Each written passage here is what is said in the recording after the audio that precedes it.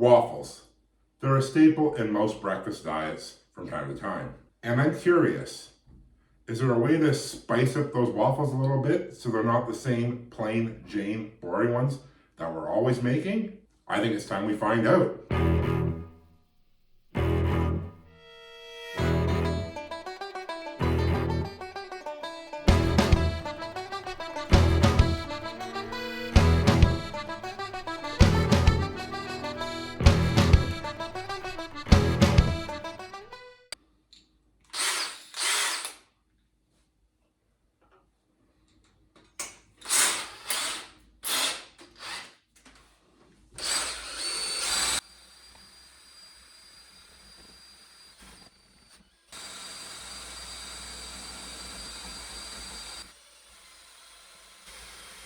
And as an added bonus today, we'll be bringing in a young person who is just starting his first term of school for a refrigeration apprenticeship. You know, the one key that most people forget when making waffles is to fold in those egg whites.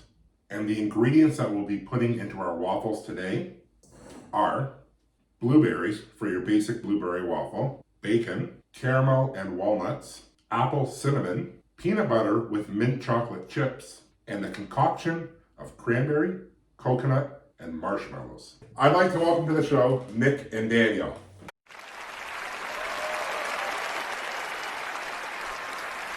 Welcome to the show, fellas. How you guys doing? Doing great, thank you. Fantastic. So for those that don't know, my son Nick here is a sheet metal apprentice at Orza Heating and Cooling. And today he brought along his friend Dan, who's a refrigeration apprentice at DC Mechanical. What we'll be doing today is sampling some of these waffles that I've made up, and we'll be discussing their experiences in the trade right now. Dan just finished his first term of refrigeration school as part of his apprenticeship. Nick hasn't been to school as of yet. So I'm hoping that Dan can give some pointers to Nick moving forward in his own apprenticeship. Now, as we're putting an untraditional spin on waffles today, this one isn't so untraditional. It's a blueberry waffle. It's a classic. Let's give it a try. I'd like, Dan, if you don't mind, sharing your experience with the audience, what your first term of trade school was like. Absolutely. Being a new apprentice in the trade, I was a little bit nervous going to school for the first time. But once I spent a couple days there, I opened right up and I was able to learn lots from the teachers and even the other students. And Nick, you haven't been to school quite yet. Do you have any concerns when it comes to going to school for the very first time? I don't think I'd have any concerns. It's a short period of time to learn so much from what I've heard. All right, now for an untraditional waffle. Let's dig into the second row here. Now, I'll tell you guys right away, this is something everybody loves, bacon. Dan? I've had bacon on top of the waffles before, but never inside. It's pretty good. Now, Nick mentioned how could he use some maple syrup or something, but the point of this whole experiment is to try them naked, so we can really appreciate the full flavor of these waffles. So Dan, what was your favorite part about trade school? Definitely get my hands on all sorts of tools and different items that I'll be using on the job site. And Nick, what do you think your favorite part about trade school will be? Probably learning like different ways to make certain pieces of duct. Another would be learning more about tools and starting to learn how the airflow works. I'm pretty certain these are caramel with walnut. What I find interesting about this cooking show is I'm always trying different experiments. And I'm curious, guys. So a question for both of you guys. I know you're both relatively just starting your journey, but have you already encountered situations where you've experimented with different applications in order to get a job done? And have you had success or failures in that? Absolutely. Oftentimes you might be lifting something heavy up the stairs and you might need to find different ways to make it easier for yourself and other people. Perfect. Nick? I was going to be on the same point. Like sometimes when you're working by yourselves, there's going to be some pieces where you can't just hold it up with one hand and work with the other. There's sometimes you need both hands. You need to figure out a way to get it to hold itself or find something to hold it up for you in order to get the job done properly and safely. They both touch on a really good point here. You'll experience many situations in your apprenticeship or even as a journey person throughout your entire career where you were presented with situations and you need to draw on that experience, or sometimes you need to improvise as you go and learn from those experiences. And both of them touched on ergonomics and safe handling materials. And it is vitally important that you experiment as you go and learn from those around you so you can safely perform your tasks without injury. This is one of my favorite. You can never go wrong with this combination. Apple cinnamon. So Dan, back to trade school. You just finished your first term of trade school. Yeah. What advice would you give to the viewers out there in terms of going to trade school for the first time? Definitely, like I said earlier, I was a little bit nervous going into it. Once you meet all the students and the teachers, everybody there is incredible. Ask lots of questions. I definitely needed to do that, and even a little bit more. Great advice. Now, Nick, you have the advantage right now of you get to work with one of our sheet metal workers who also teaches at Fan Shop.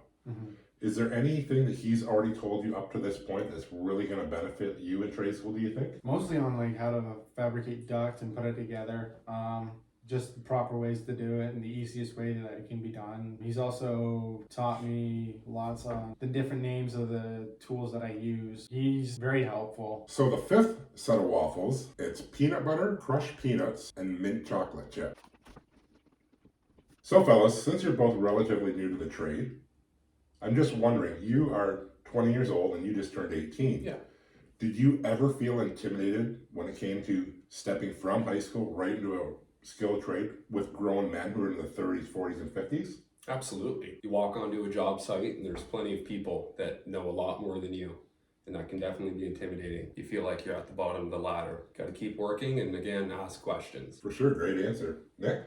It's definitely a change of scenery because you're used to being around people that are the same age as you. A lot of them share the same interests. Like you know everyone, or you know a lot of people, and it's going from that to 5 or 6 guys that are working for your company, and the rest are just new faces. And then it's strange because you know nothing, and then you feel like you're sitting there blind. It can be intimidating at times. Absolutely. As somebody who's been licensed for as long as I have and in my early 40s, I know what it's like to work with young people, especially these two. I've worked with both of these gentlemen over the course of their careers, and you see that intimidation, you see that lack of confidence, and it's to be expected. And it's our job as licensed tradespeople to help ease those young people into gaining their confidence and to showing them the ropes. Because the success of trades depends on that. We were all in that position once at one point in our careers, and it's important to keep that in mind that these young people are looking up to us and expecting us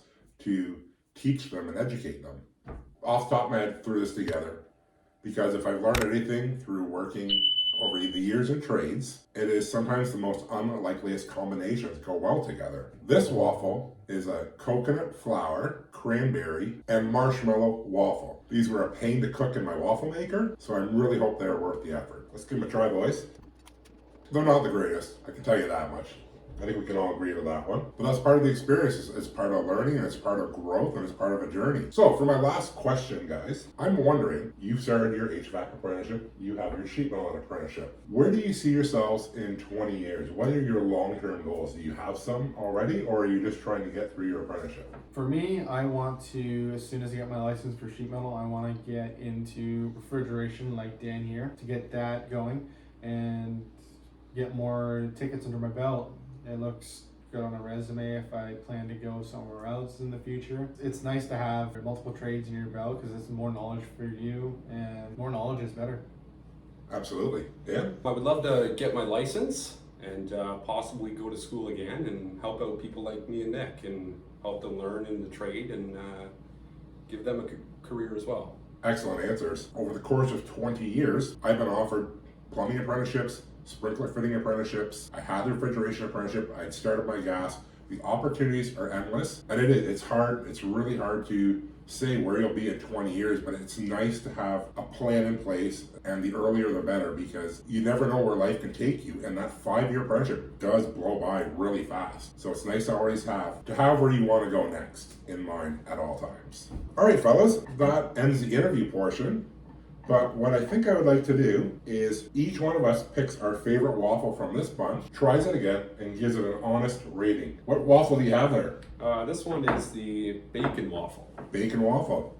Bacon waffle here too. What do you have there, lad? I got the apple cinnamon. Apple cinnamon. Not a bad call. So I think maybe we'll all give our review on these waffles at the same time. What do you guys think about that? Absolutely. All right, let's give it a try.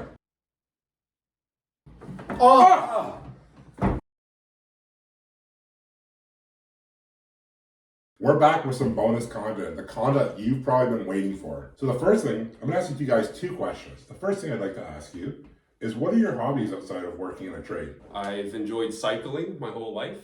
I even used to work in a bike shop. And once I got my license, I was hooked. So I enjoy Volkswagens and car culture and expressing myself through automobiles. And Nick? Growing up as a kid, I used to like playing hockey. I played baseball as well. Again, like Dan said, as soon as I got my license, I fell in love with the car culture, got invested with a car group. It's been history ever since. I also own a Volkswagen like Dan. Love the experience. It's fun in the car scene. And you both touched on really good points, super important points that we don't talk about enough in trades, and that is physical fitness. As you may have seen if you've watched some of my videos in the past, I have not taken the best care of my own physical fitness, and I'm paying the price. I do have a sore knee, sore back, and I have to work a little bit harder now to maintain my health. Whereas these 2 young fellas here are very active. They play sports, they do exercise quite often, and they already have a leg up that I wish I would have looked at a much younger stage in my life. You're both in car groups. You both love car culture. So you guys talked about car culture and how much you enjoy cars, which I think is great because you both have a mechanical based trade, which offers some familiarity when it comes to transferring some of those skills that you're learning on the job right now into your hobbies. Now there's this group, it's an auto group that you're both in, and I'm curious to learn a little bit more about it. It's called the Canadian Street Runners, is that correct? Yes. Can you tell me a little bit about this club and how it started? I've been with the club for quite some time, since I got my vehicle back in April. I'm now an admin. I'm not too familiar how it all came to be as it is today. It's a great group. Recently we just helped a local group in Toronto. We're a big group as it is. We have expanded from Ontario, now we're starting to grow into Eastern and Western Canada. We just helped a group out in Toronto called the Covenant House. It's a group home for youth in need. We just provided them with some necessities through a drive we just did. We like to give back to the community. Excellent. And Dan? Absolutely. Canadian Street Runners might be a little bit deceiving. There is no running involved.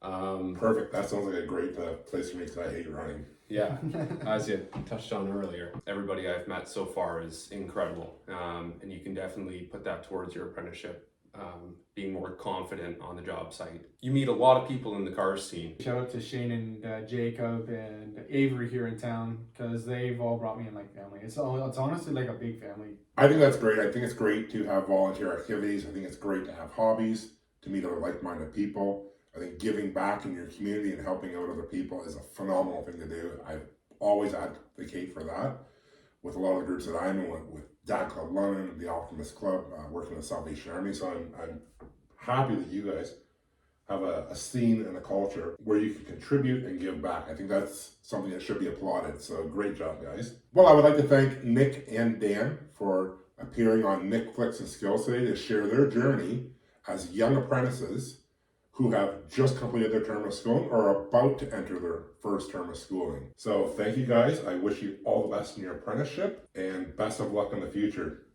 Thank you. Thank you for having us. And remember, friends, Start hungry. Stay handy. catch you in the next one.